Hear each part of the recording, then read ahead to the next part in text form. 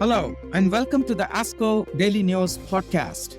I'm Dr. Neeraj Agarwal, your guest host of the ASCO Daily News Podcast today. I'm the director of the Genitourinary Oncology Program, a professor of medicine at the University of Utah Huntsman Cancer Institute, and editor-in-chief of the ASCO Daily News. I'm delighted to welcome Dr. Jeanny Aragon-Ching, a medical oncologist and the clinical program director of the Genitourinary Cancers Program at the Inova Schar Cancer Institute in Virginia. We will discuss key abstracts in genitourinary oncology that will be featured at the 2023 ASCO Genitourinary Cancers Symposium.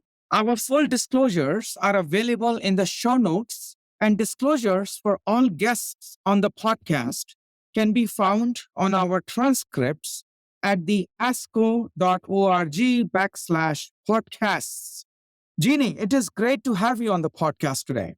Thank you so much, Dr. Agarwal, for having me. So, Jeanny, let's begin with the abstract 15 on the update on the ARASENS trial, which Dr. Maha Hussain will present. In March 22, as we know, almost a year ago, the results of the ARASENS trials were out in the New England Journal of Medicine.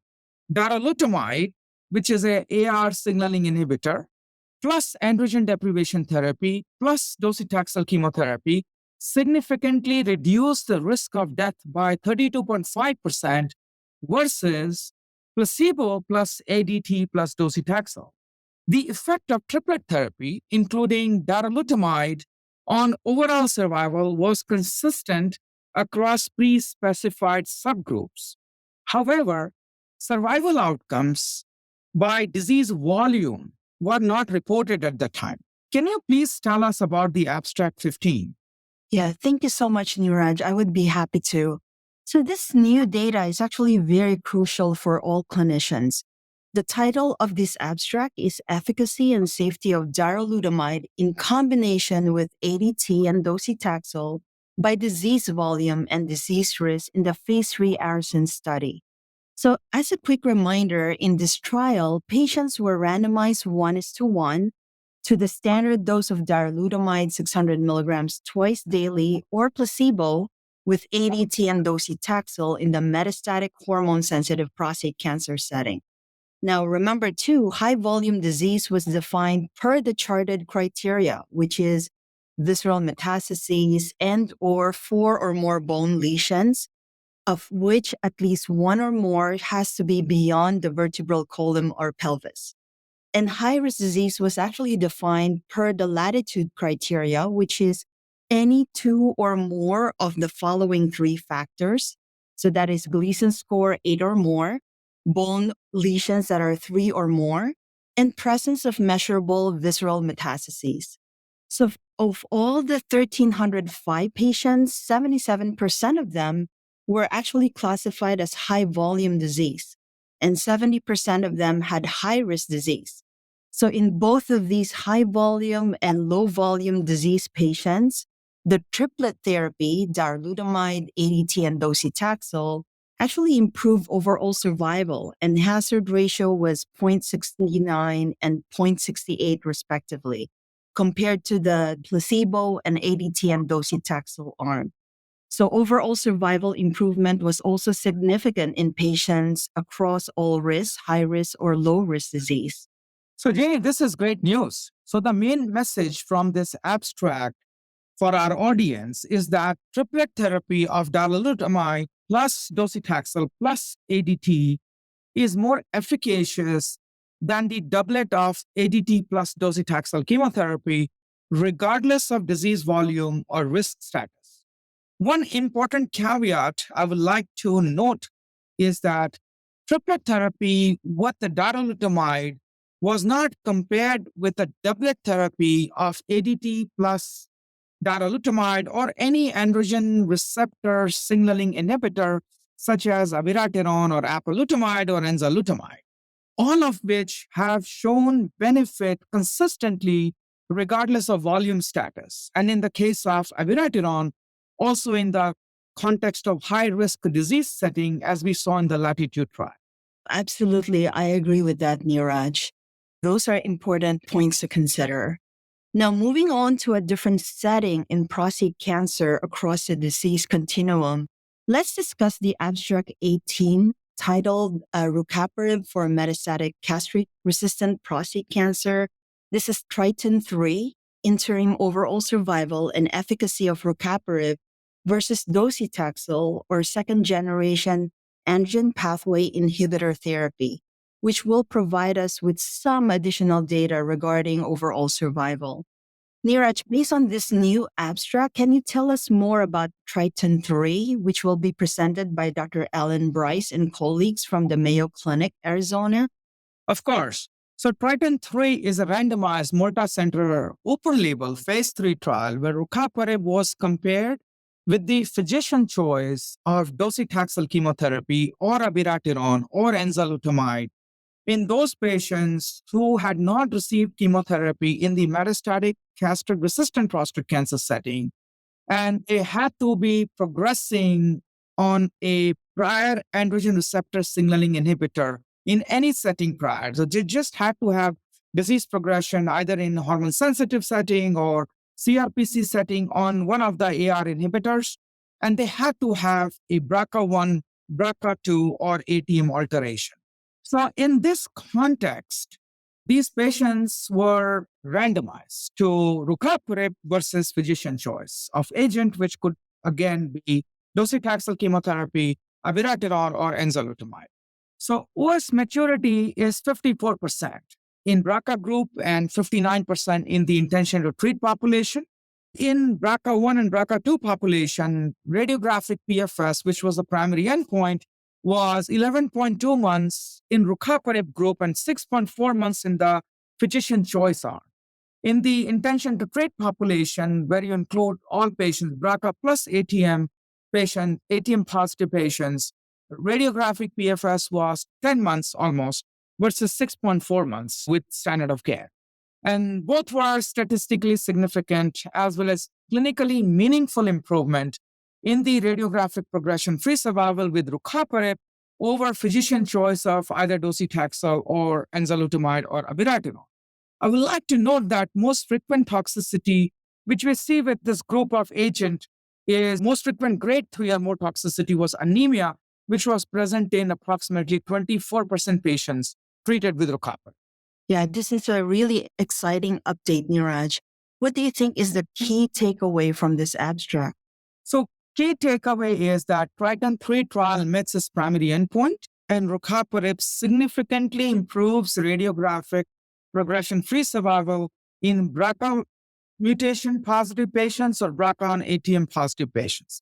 Overall survival is still immature, and these results further establish rucaparib as one of the standard of care options in those patients who have metastatic CRPC with prior treatment with the AR signaling inhibitor and who harbor one of the BRCA mutations or BRCA and ATM mutations.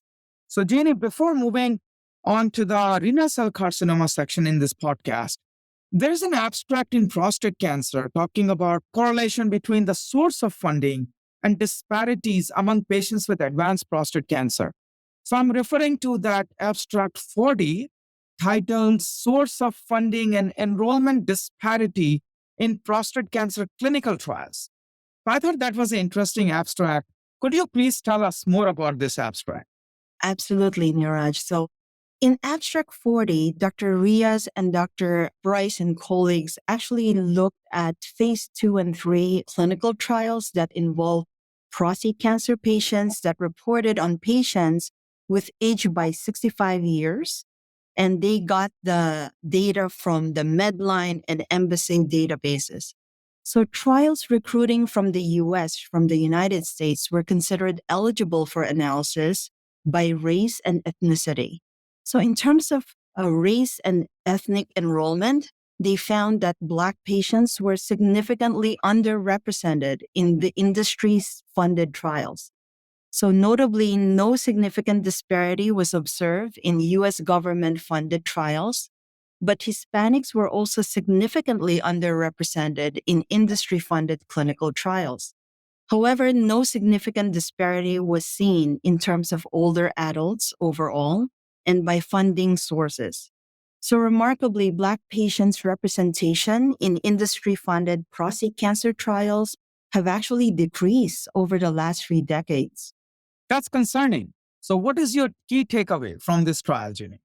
The key message here is that Black and Hispanic men with prostate cancer are significantly less likely to be included in industry-sponsored clinical trials.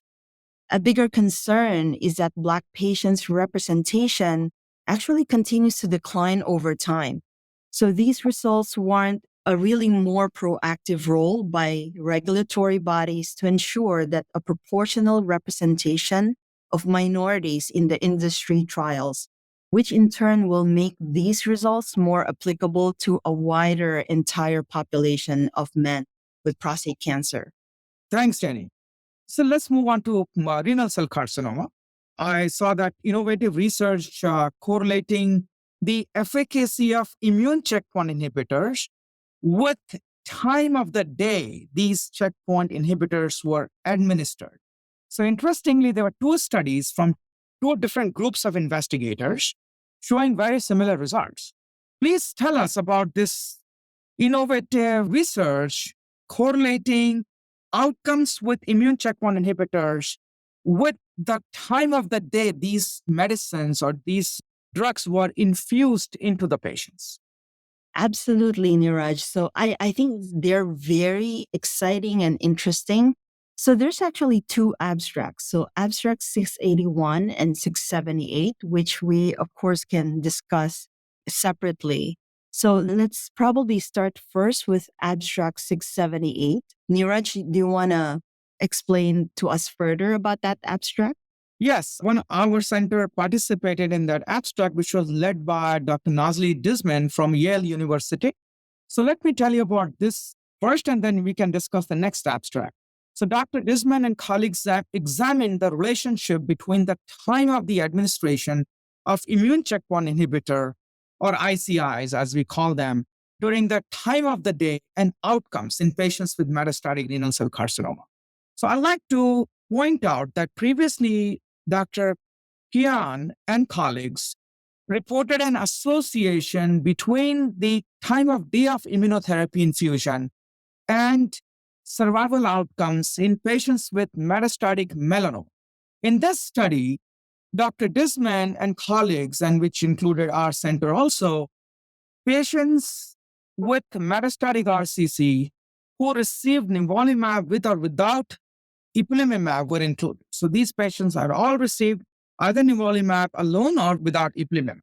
And patients who received less than 25% of infusion after 4:30 p.m. were assigned to early time of infusion group. So as long as they had received less than 25% infusion of these immunotherapies after 4:30 p.m. in the evening, they belong to early infusion group. And rest were assigned to late infusion group. In the univariate analysis, numerically higher objective responses and time to treatment failure were observed in the early infusion group compared to the late infusion group. So differences were 33% versus 25% in objective responses in early versus late infusion group. If you look at time to treatment failure, 8.3 months versus 4.4 months in early versus late infusion group. In the multivariate models, which took into account the clinical characteristics such as age, gender, line of treatment, IMDC risk category, histological subtypes, there was a trend towards improved outcomes in those who received these infusions with ICIs early in the day. So Dr. Disman concluded that larger randomized and controlled investigations are warranted to examine the impact of this chronomodulation, if you will, on the efficacy of immune checkpoint inhibitors in metastatic RCC setting. Yeah, that's very interesting data, Neeraj. And that actually resonates closely with this other abstract by Fernandez Mañas and colleagues in abstract 681. So this abstract, the primary outcome was overall survival, but they did look at other secondary endpoints like time on treatment, time to the next treatment, and overall response rates. Now, because of the small number of events, the authors actually focus on just patients who receive second-line immune checkpoint inhibitors. And what they did was they looked at patients who received overall more than 20% of their infusions after 4:30 p.m. And they found that those who did received actually fewer infusions, had a significantly shorter time on treatment, and had a worse overall survival. And similar results were actually seen when they looked at those who got more than 50% of their dose of checkpoint inhibitors that were administered after 4:30 p.m. So interestingly enough, there was a 16% increase in the risk of death for each 10% increment of checkpoint infusion after 4:30 p.m. So the key message here is that administration of checkpoint inhibitors after 4:30 p.m. is associated, unfortunately, with inferior outcomes. Now, these results should, of course, be further considered in the organization overall of the outpatient clinic, as it can impact patient survival and outcomes. Very interesting. So similar results from two independent group of investigators from two different continents obviously make this research area very appealing and pertinent. Ideally, I think these results should be validated prospectively, but that will take time.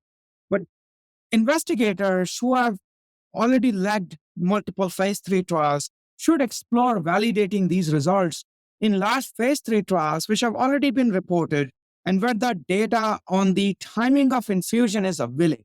Once validated, I think these results may profoundly influence how we organize, as you said, Jeanny, the outpatient scheduling of these checkpoint therapy infusions compared to those who are not checkpoint inhibitors.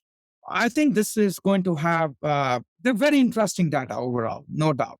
Before moving to bladder cancer, I would like to discuss an important abstract related to testicular cancer patients titled Longitudinal Evaluation of Plasma microRNA 371 to Detect Minimal Residual Disease and Early Relapse of the Germ Cell Tumors. Could you please tell us more about this abstract?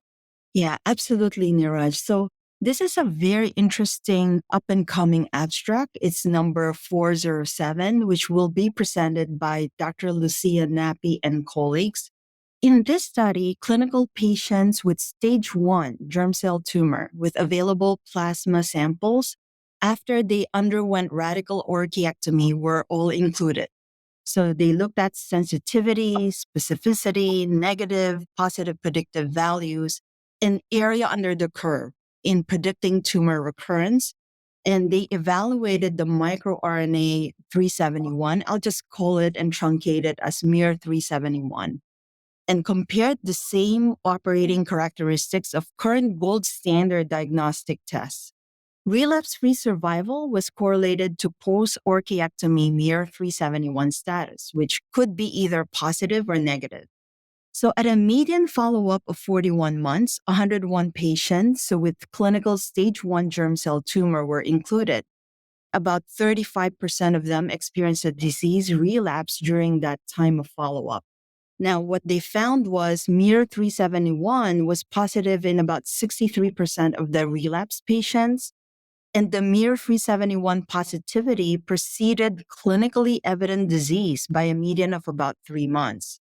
The specificity and positive predictive values were 100%. Sensitivity was like 63%, and negative predictive value was 83.5%, so very high. No false positive results were seen.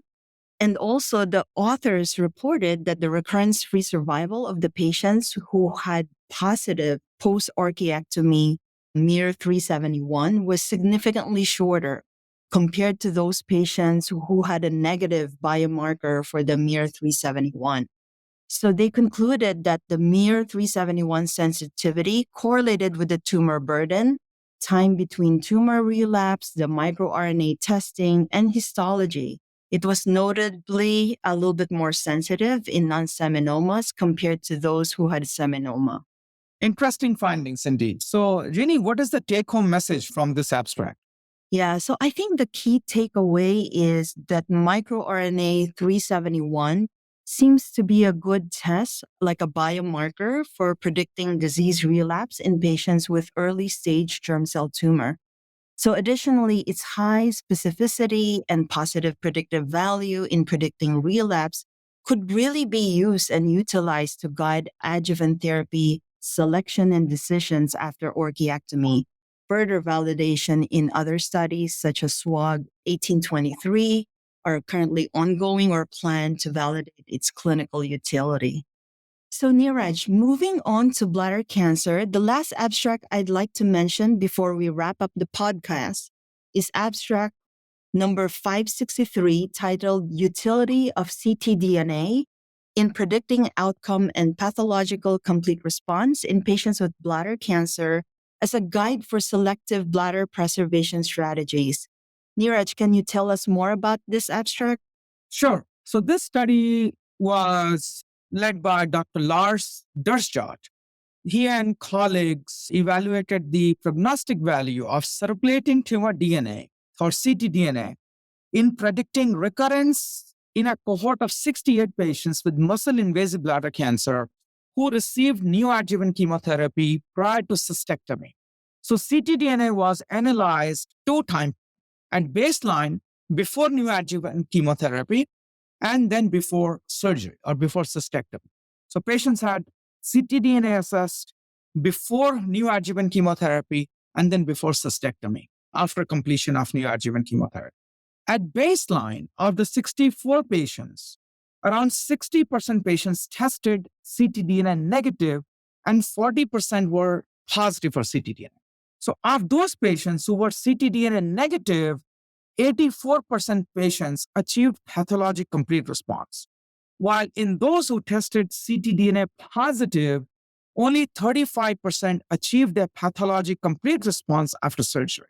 Prior to surgery, 84% patients were ctDNA negative and 81% achieved pathologic complete response, while none of the ctDNA positive patients who were positive before surgery and after neoadjuvant chemotherapy, none of them achieved pathologic complete response, which translates into a positive predictive value of 100% and a negative predictive value of 81% for this test.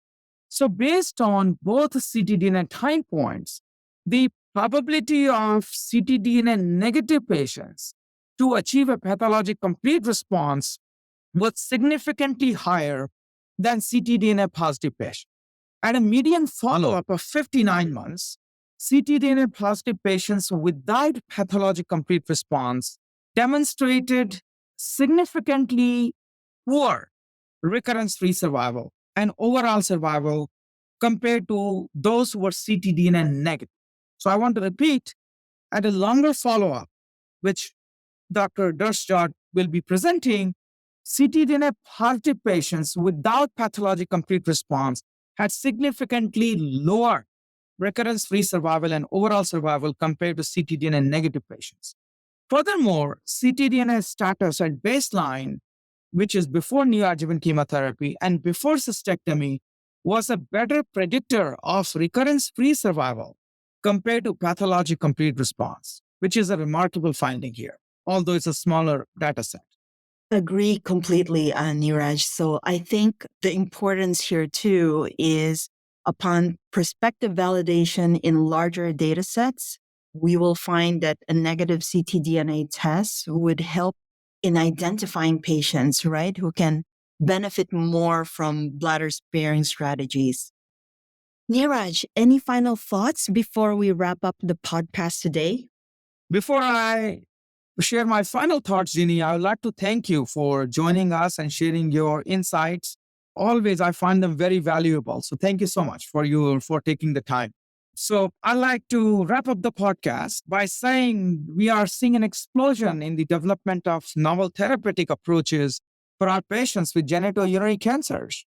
In the 2023 ASCO GU meeting, we will have multiple studies with practice impacting data presented by investigators from around the world. I urge the listeners to come and join us in the meeting, not only to celebrate these successes, but also to help disseminate these cutting-edge data to practitioners and maximize the benefit to our patients across the globe. I would like to thank our listeners for joining us today. You will find links to the abstracts which we discussed today on the transcript of this episode. Finally, if you value the insights that you hear on the ASCO Daily News Podcast, please take a moment to rate, review, and subscribe wherever you get your podcast. Thank you so much. The purpose of this podcast is to educate and to inform. This is not a substitute for professional medical care and is not intended for use in the diagnosis or treatment of individual conditions. Guests on this podcast express their own opinions, experience, and conclusions. Guest statements on the podcast do not express the opinions of ASCO. The mention of any product, service, organization, activity, or therapy should not be construed as an ASCO endorsement.